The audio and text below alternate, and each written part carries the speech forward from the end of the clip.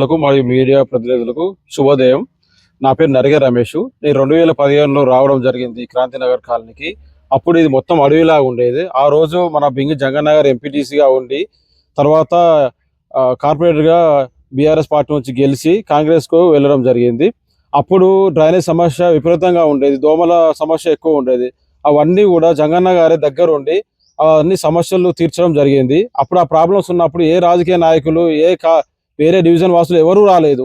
అవన్నీ సమస్యలన్నీ జగన్న దగ్గరుండి ఒకదాని తర్వాత ఒకటి సమస్యలు తీర్చుకుంటూ ఈ రోజు వరకు జరగడం జరిగింది. ఇవన్నీ ప్రాబ్లమ్స్ సాల్వ్ చేసిన తర్వాత ఈ రోజు కొంతమంది రాజకీయ శక్తులు వివిధ వేరే డివిజన్ కార్పొరేటర్లు అందరూ వచ్చి మా కాలనీ మధ్య స్విచ్ పెట్టి ఒక ఎలక్షన్ పెట్టాలనే ఒకటి వ్యక్తిగత కక్షలతో వచ్చి ఇలా మా కాలనీ వాసుల మధ్య స్విచ్లు పెట్టి రెచ్చగొట్టడం జరిగింది. ఈ రెచ్చగొట్టే క్రమంలో నేను పోయిన ఎన్నికలలో నేను ప్రెసిడెంట్గా పోటీ చేయడం జరిగింది. నా పేరు నరిగ రమేష్. నన్ను 352 ఓట్లు మాకు పోల్లు కావడం జరిగింది. మిగతా ఓట్లు ఏవైతే ఉన్నాయో అవి ఓపెన్ ప్లాట్ల మీద, కాంపౌండ్ వాళ్ళ మీద కొన్ని ఒక 100 ప్లాట్ల వరకు కొన్ని దొంగ ఓట్లు వేయించి గెలవడం జరిగింది. వాళ్ళు ఈ విధంగా గెలిచి వాళ్ళు మిగతా వేరే పార్టీల వాళ్ళు అందరూ వచ్చి జగన్ ఏం చేయలేదు, మేమే అన్ని పనులు చేసినాం, మేమే రోడ్లు వేసినాం, మేమే డ్రైనేజ్ చేసినాం, అన్ని పనులు మేమే చేస్తున్నాం, జగన్కి ఇక్కడ ఏ సంబంధం లేదు, అన్ని మేమే దగ్గరుండి చేపిస్తున్నాం అనే విష ప్రచారం చేస్తున్నారు జనాలలో. ఇది కరెక్ట్ కాదన్నా. ఏ పని ఉన్నా మనకు జగన్ననే చేసింది ఇప్పటి వరకు, రేపు చేయబోయేది కూడా జగన్ననే. కాంగ్రెస్ పార్టీ అధికారం ఉన్నది జగన్న ద్వారానే పనులు అవుతాయి. ఇవన్నీ మన అందరం కాలనీ ప్రజలందరూ గమనించి ఆ జగన్నకు సపోర్ట్గా మనము ముందుకు రావాలని కోరుకుంటున్నాం.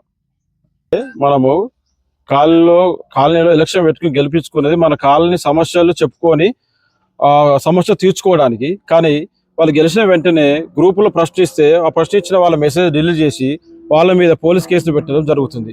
వాళ్ళ అడిగిన క్వశ్చన్స్కు సమాధానం ఇవ్వకుండా పోలీస్ స్టేషన్ కంప్లైంట్ ఇవ్వడము జరిగింది. ఆ గ్రూప్ను ఎవరైతే 3 ఆధీనంలో తీసుకోవడం జరిగింది. గతంలో ఒక 20 మందికి అడ్మిన్ ఉండేది. ఇప్పుడు వాళ్ళు గెలిచిన వెంటనే మార్పు అని వాళ్ళు వచ్చిర్రు, వాళ్ళు మార్చేసారు. ఓన్లీ 3 చేతులనే గ్రూప్ ఉంచుకున్నారు.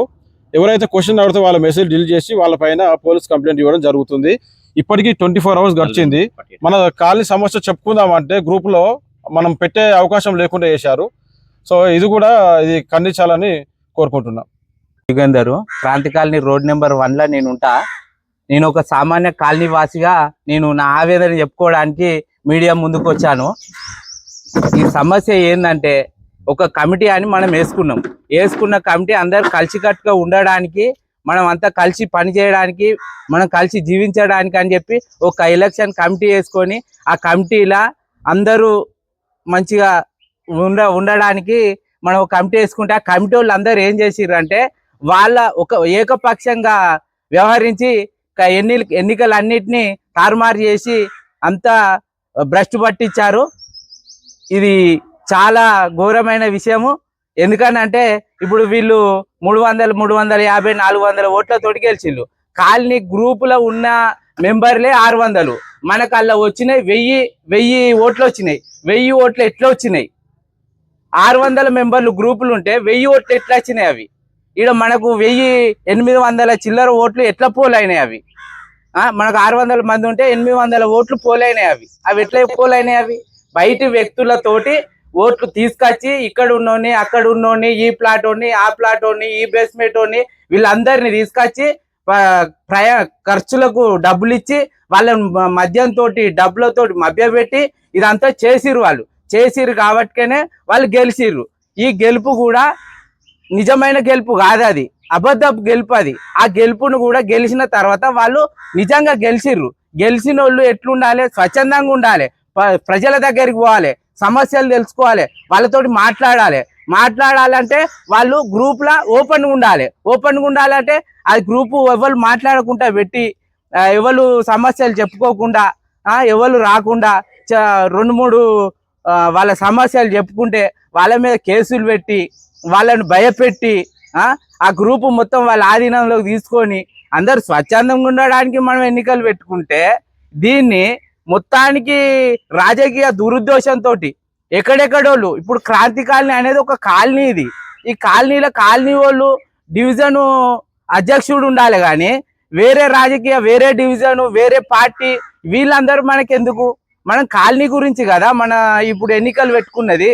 కాలనీ బాగు గురించి, కాలనీ అభివృద్ధి గురించి, కాలనీ సమస్యల గురించి మనం పెట్టుకున్నాం ఇదంతా. దీన్ని ఏం చేయాలంటే అన్న ఆధ్వర్యంలో అంతా డెవలప్ అయింది కాబట్టి అన్న ముందు ఉంటే ఒక బాగుంటది, కానీ వేరే బింగి జంగన్న గారు ఉంటే బాగుంటది. వేరే డివిజన్ వాళ్ళు వచ్చి ఇక్కడ రాజకీయం చేసి అంతా గొడవలకు కొట్లాటలకు కారణమవుతుర్రు. మంచిగా ఉన్న కాలనీలో స్విచ్చులు పెడుతుర్రు. ఇదివరకు మా కాలనీలో కాలనీ ఏర్పడి 20-25 సంవత్సరాల దగ్గర అవుతుంది. ఇంతవరకు ఎన్నికలు లేవు, దీనికి ఏది లేదు. ఏకాభిప్రాయంతో అధ్యక్షుని ఎన్నుకొని మిగతా బాడీని ఎన్నుకొని అన్ని విధాలుగా అభివృద్ధి అయిన కాలనీని ఇప్పుడు కొంతమంది వేరే ఉద్దేశంతో వచ్చి ఇక్కడికి వచ్చి ఎన్నికలు ఇది అది అని చెప్పి ఉన్న రాజకీయ నాయకుల మీద ఇక్కడ స్థానికంగా ఉన్న బింగిజంగయ్య గారి మీద బురద జల్లే ప్రయత్నం చేస్తున్నారు వీళ్ళందరూ. ఇన్ని రోజులు ఏ సంఘం లేదు మాకాడ, ఏ కులం లేదు, ఏ మతం లేదు.